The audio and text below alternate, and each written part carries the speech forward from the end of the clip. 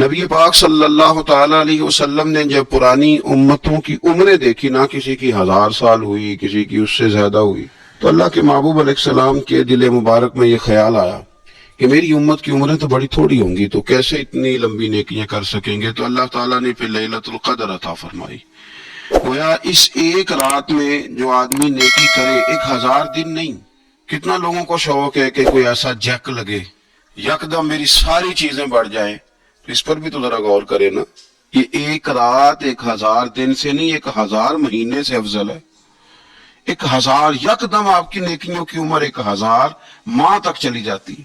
کتنی بڑی فضیلت کی بات ہے۔ میرے رسول کریم صلی اللہ تعالی علیہ وآلہ وسلم خاص توجہ دلاتے، اس رات کے حوالے سے خاص توجہ دلاتے۔ اور یہ رات کب ہوتی ہے؟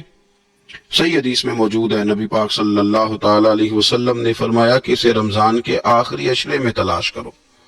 گویا یہ جو 5 طاق راتیں ہیں نا، 21ویں، 23ویں، 25ویں، 27ویں، 29ویں، ان طاق راتوں میں اس رات کو تلاش کرو۔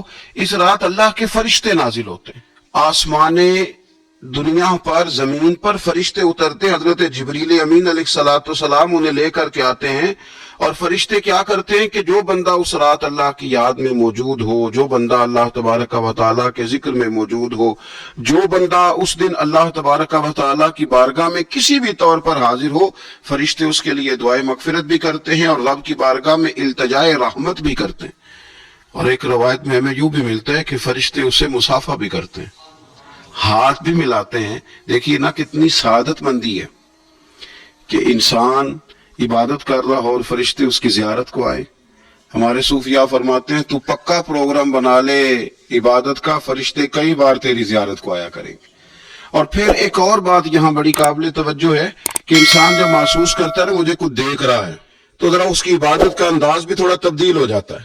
تو اگر یہ ذہن ہو ہمارا کہ ہمیں فرشتے دیکھ رہے ہیں اور وہ والی مخلوق دیکھ رہی ہے جو ہماری ڈائری ڈائریکٹ لے جا کے ہمارے رب کی بارگاہ میں پیش کرے، تو پھر کچھ زیادہ ہی توجہ مسلمان کی ہونی چاہیے، زیادہ ہی انہماک ہونا چاہیے، وہ کھو جائے۔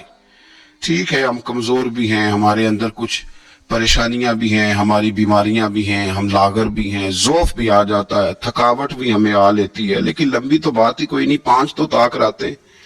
حضرت سیدہ عائشہ صدیقہ رضی اللہ تعالیٰ عنہ ارشاد فرماتی ہیں کہ جب رمضان کا آخری عشرہ شروع ہوتا تھا نا، تو نبی پاک اپنی کمر کس لیتے تھے عبادت کے لیے، خود بھی رات کو اٹھتے تھے، ہمیں بھی جگاتے تھے۔ یہ کچھ سونے کے دن تو نہیں ہے، تو جاگنے کے دن ہے۔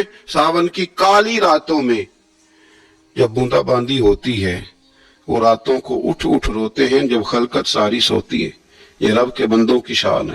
اور ویسے بھی درویش کہتے ہیں کہ رات پوے تے بے دردانو نیند پیاری آوے، درد مندانو تے یاد سجن دی ستیاں بھی آن جگاوے۔ تو یہ وقت ہے خاص، اس خاص وقت اس بات کی طرف ضرور توجہ کرنی چاہیے۔ اور یہ جو کہا گیا نا کہ فرشتے نازل ہوتے ہیں بِإِذْنِ رَبِّهِمْ مِنْ كُلِّ امر، اللہ کے حکم سے آتے ہیں اور ہر کام کے لیے، ہر امر خیر کے لیے آتے ہیں۔ تو اس میں بھی ہمارے مفسرین نے لکھا ہے کہ وہ تمہارے لیے پورے سال کا فیصلہ کریں گے کہ تمہیں کیا دیا جائے گا، تم کیا حاصل کرو گے اللہ تبارک و تعالیٰ کی بارگاہ سے۔ تو اس کا معنی یہ ہوا کہ پھر تو یہ لینے کی رات ہے۔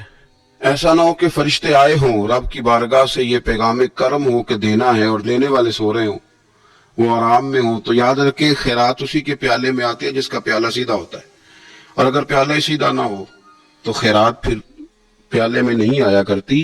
تو پھر اس کو جو کہا گیا نا کہ یہ سلامتی والی ہے، تو اس میں ایک اور بات بھی ہمارے پھر مفسرین نے لکھی ہے کہ اس رات، شیطان تو ویسے ہی قید ہے، اس رات بندے کا نفس بھی نہیں اسے تنگ کرتا۔ یہ طاق راتیں اتنی حسین ہے کہ تھوڑی سی بندہ ہمت کرے تو اللہ عبادت کے لیے اس کے دل کو قرار عطا کر دیتا ہے، اسے سکون ملتا ہے، طبیعت ٹھنڈی ہو جاتی ہے، اور وہ بڑے ذوق کے ساتھ اللہ کی عبادت کرتا ہے۔ خوب بیداری کا مظاہرہ کریں طاق راتوں